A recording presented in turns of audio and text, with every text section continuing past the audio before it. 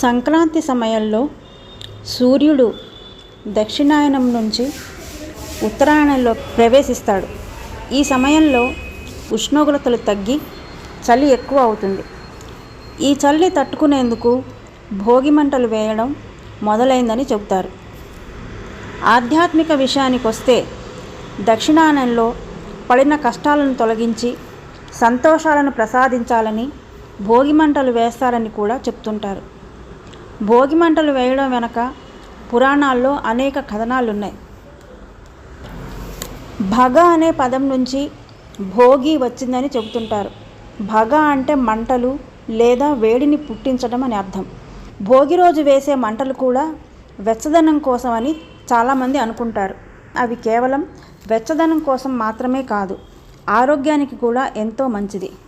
ధనుర్మాసంలో రోగాలు వచ్చే అవకాశం ఎక్కువగా ఉంటుంది కాబట్టి ఈ సమయంలో ఇంటి ముందు పిడకలను కాల్చడం వల్ల గాలి శుద్ధి అవుతుంది, సూక్ష్మజీవులు నశిస్తాయి.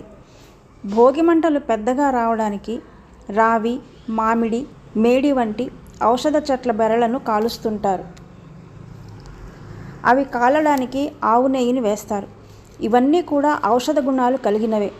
వీటిని కాల్చినప్పుడు వచ్చిన గాలిని పీల్చడం వల్ల శరీరంలోని 72,000 నాళులు ఉత్తేజితం అవుతాయి. అందుకే భోగి రోజున భోగి మంటల్లో అందరూ పాల్గొనే సంప్రదాయం వచ్చిందని అంటారు.